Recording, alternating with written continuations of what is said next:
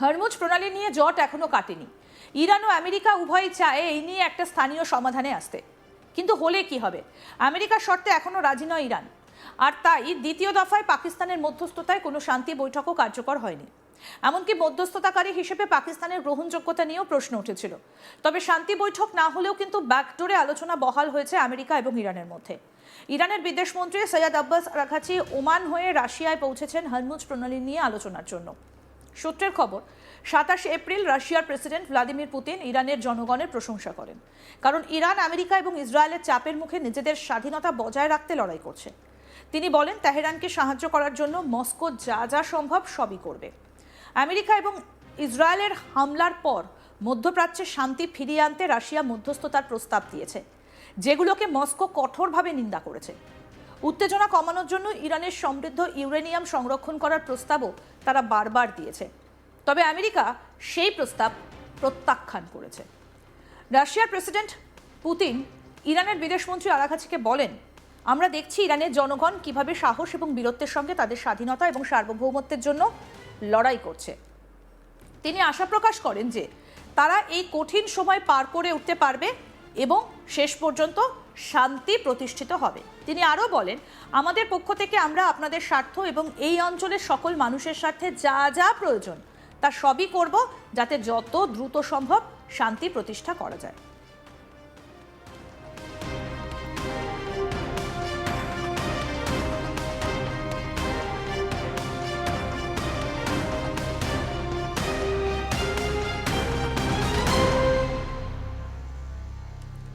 রাশিয়ার president Vladimir Putin সম্প্রতি ইরানের জনগণের সাহস এবং প্রতিরোধের প্রশংসা করে যে মন্তব্য করেছেন, তা শুধু একটা কূটনৈতিক বক্তব্য নয়, বরং বর্তমান বিশ্ব রাজনীতির জটিল শক্তির সমীকরণের একটা গুরুত্বপূর্ণ ইঙ্গিত। ইরানের পররাষ্ট্রমন্ত্রী আব্বাস আরাঘচির সঙ্গে বৈঠকে পুতিন যে ভাষায় কথা বলেছেন, তা থেকে স্পষ্ট বোঝা যায় যে রাশিয়া এবং ইরান তাদের সম্পর্ককে আরও গভীর এবং কৌশলগত স্তরে নিয়ে যেতে চায়, বিশেষ করে যখন যুক্তরাষ্ট্র এবং ইসরায়েলের সঙ্গে উত্তেজনা চরমে। এই ঘটনাকে বোঝার জন্য আমাদের কয়েকটা গুরুত্বপূর্ণ দিক বিশ্লেষণ করা দরকার: ভূ রাজনীতি, সামরিক বাস্তবতা, জ্বালানি কূটনীতি এবং বিশ্ব শক্তির ভারসাম্য। প্রথমত, পুতিনের বক্তব্যের রাজনৈতিক তাৎপর্য। তিনি বলেছেন যে ইরানের জনগণ সাহসিকতার সঙ্গে তাদের স্বাধীনতা এবং সার্বভৌমত্ব রক্ষা করছে। এই বক্তব্য আসলে একটা সরাসরি বার্তা, শুধু ইরানের প্রতি সমর্থন নয়, বরং পশ্চিমা শক্তির বিরুদ্ধেও একটা অবস্থান। বহুদিন ধরেই রাশিয়া এবং পশ্চিমা দেশগুলোর মধ্যে সম্পর্ক উত্তপ্ত, বিশেষ করে রাশিয়া ইউক্রেন যুদ্ধের পর থেকে। এই প্রেক্ষাপটে ইরানের পাশে দাঁড়ানো রাশিয়ার জন্য একটা কৌশলগত পদক্ষেপ। দ্বিতীয়ত, ইরান রাশিয়া সম্পর্কের গভীরতা। আরাঘচি স্পষ্ট করে বলেছেন যে দুই দেশের সম্পর্ক সর্বোচ্চ স্তরের কৌশলগত অংশীদারিত্ব। এর অর্থ হলো শুধু কূটনৈতিক নয়, সামরিক, অর্থনৈতিক এবং প্রযুক্তিগত ক্ষেত্রেও দুই দেশের সহযোগিতা বাড়ছে। উদাহরণ হিসেবে বলা যায়, ইরান রাশিয়াকে ড্রোন সরবরাহ করেছে, যা ইউক্রেন যুদ্ধে ব্যবহৃত হয়েছে। আবার পশ্চিমা ইরানের বুশেহের নিউক্লিয়ার প্ল্যান্টে নতুন ইউনিট তৈরি করছে। তৃতীয়ত, মধ্যপ্রাচ্যের পরিস্থিতি। ইরান বর্তমানে যুক্তরাষ্ট্র এবং ইসরায়েলের সঙ্গে এক ধরনের সরাসরি সংঘাত জড়িয়ে পড়েছে। সম্প্রতি হামলায় ইরানের শীর্ষ নেতৃত্ব ক্ষতিগ্রস্ত হয়েছে, এমনকি পূর্বতন সর্বোচ্চ নেতা আলী খামেনি নিহত হয়েছেন বলে জানা গেছে।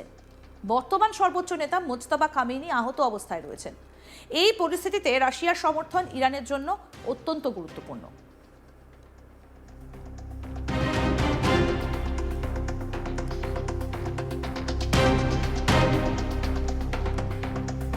চতুর্থত, কূটনৈতিক প্রচেষ্টা ও ব্যর্থতা।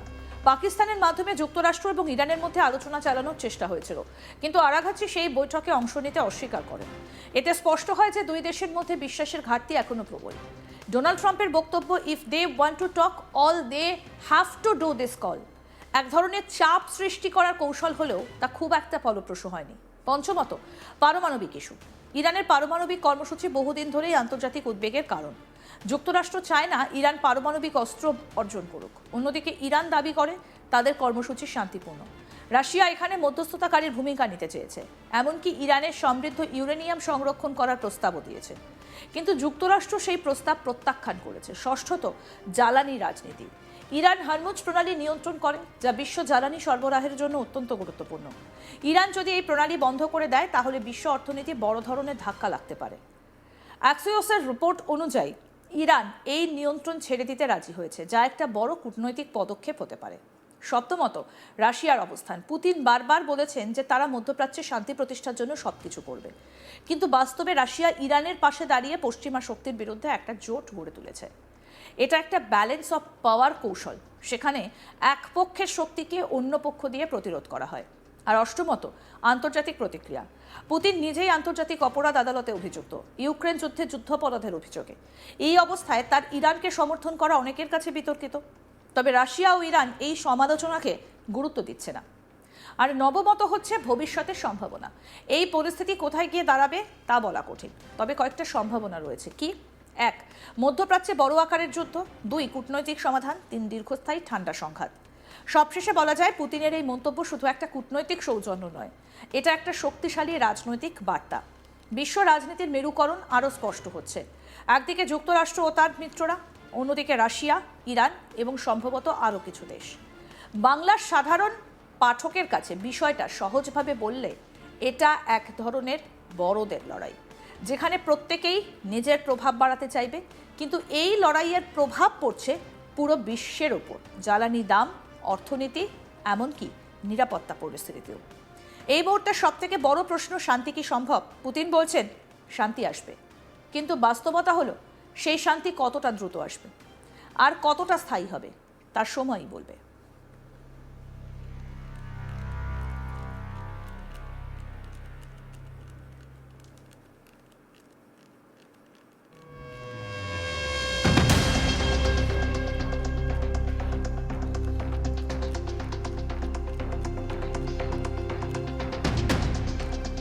রাশিয়ার প্রেসিডেন্ট পুতিনের সঙ্গে বৈঠক করলেন আব্বাস আরাঘাচি। অর্থাৎ তাহলে কি রাশিয়া এবার সরাসরি ইরানকে সমর্থন করবে? সেটা কিন্তু এই মুহূর্তে দাঁড়িয়ে সবথেকে বড় প্রশ্ন। কারণ ইতিমধ্যে আলোচনায় বারবার করে উঠে এসেছে যে ইরানকে পেছন থেকে সাপোর্ট দিচ্ছে কে, চীন নাকি রাশিয়া।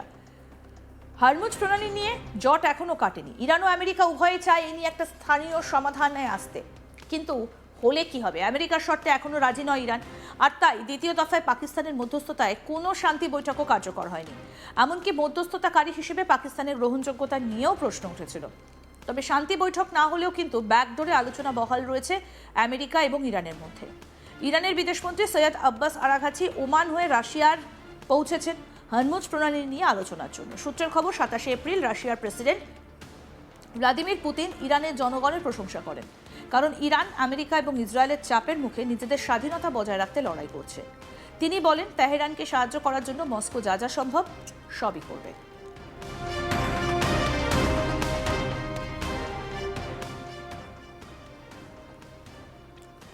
আরও আপডেট পেতে দেখতে থাকুন আজ তাক বাংলা। সাবস্ক্রাইব করুন, নোটিফিকেশন পেতে বেল বাটন অপশন প্রেস করুন।